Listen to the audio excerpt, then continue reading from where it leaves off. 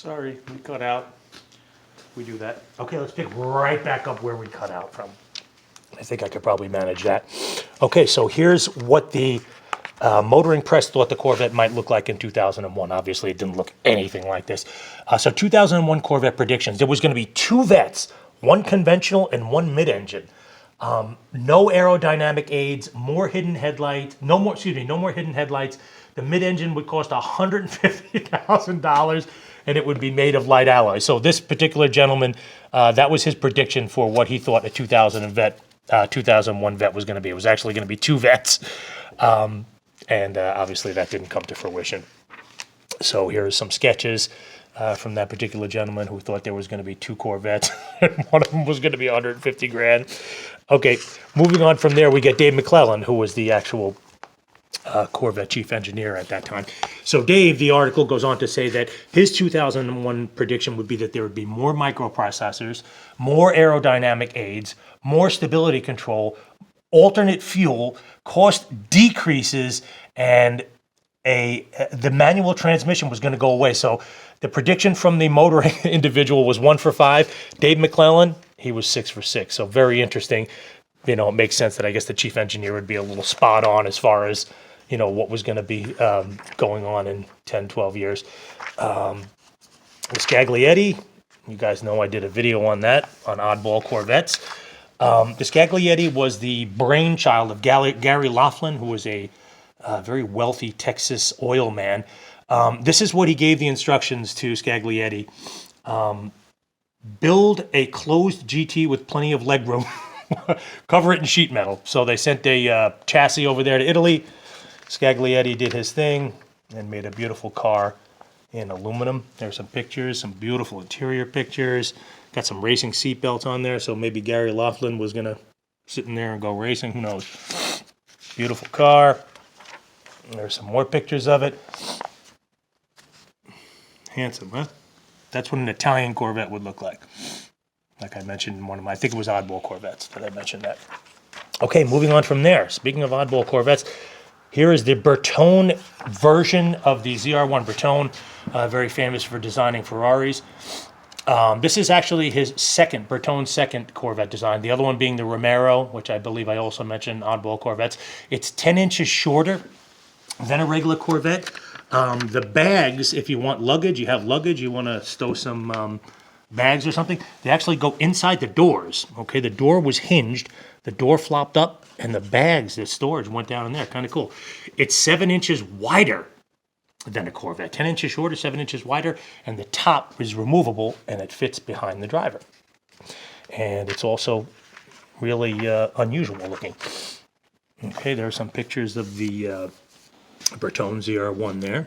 There's a rear picture of it. I think that's the rear. Oof, that's an acquired taste. Okay, moving on from there is another picture of the Bertone ZR1. This is kind of interesting. Again, what people thought this is the Bertone. Awesome. From that view, it actually looks pretty cool. Flip it over here.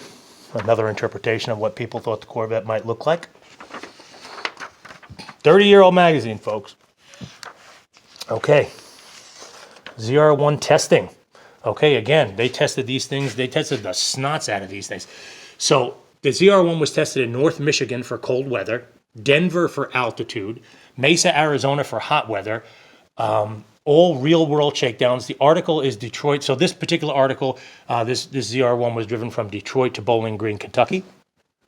A beautiful ZR1, as a matter of fact. I don't think I've ever seen a yellow one before. So this is one of the Corvette designers or engineers. He gets to bomb this thing all the way from Detroit to where is he taking it from? To Bowling Green, Kentucky. Very interesting, beautiful car. That takes us to very interesting ad on cocaine. Cocaine lies. Okay, this is 1990, folks. Don't forget.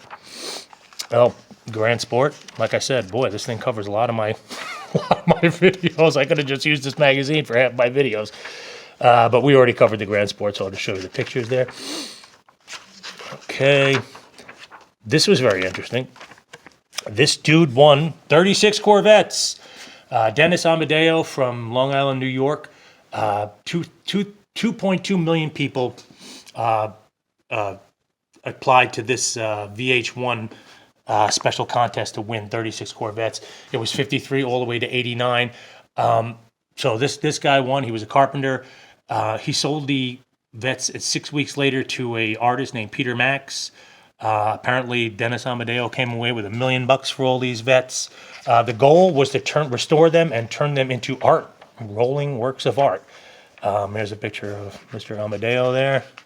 I guess he apparently didn't have a garage for one Vet, much less 36. Why he would enter a contest for 36 Corvettes and not have a garage is beyond me. But hey, he got $1 million. So here's Peter Max here. He was going to turn these Vets into some sort of rolling art. It never happened. And for 25 years, these Corvettes just basically sat around and rotted, which is a whole nother story in itself. Eventually, the collection was purchased. And I think the valuable ones, maybe the 53 all the way up to maybe the 72 were purchased and they're being restored as of whenever. So that's that. From there, we go to the Kalani Corvette. Wow. So Kalani was a designer, an Italian designer. His Corvettes and art and whatever were nature inspired. Obviously, this thing is really butt ugly. But Kalani this wasn't just a design. Kalani actually was going to take this thing racing, take it to Bonneville and try to get this Vet all the way up to 300 miles an hour. So although the design is kind of an acquired taste, his idea of getting this thing up to 300 miles per hour was actually pretty interesting. Apparently this thing on the front, this fish-like front, maneuvered to get, I don't know, the Kalani Corvette is, well, it's effing ugly. So that's that. And let's see what else we have here. Oh, we have another mid-engine Corvette here, XP 895. I covered this in mid-engine Corvettes, one of my other videos, so I'll just show you guys the pictures. These are some of the artist sketches. Boy, can you imagine if some of these came to production? Beautiful. Reminds you of the 2020 Corvette. And there's the Aerovet. There is actually someone driving. XP 895. Very cool. A rear view of XP 895. And folks, this final article I didn't find too interesting, so I'm going to end it there. Folks, I hope you enjoyed that video. If any of you have a magazine that you think is going to be cool 30 years down the road, just imagine 30 years, keep it, because who knows, it might become something that'll be interesting in 30 years.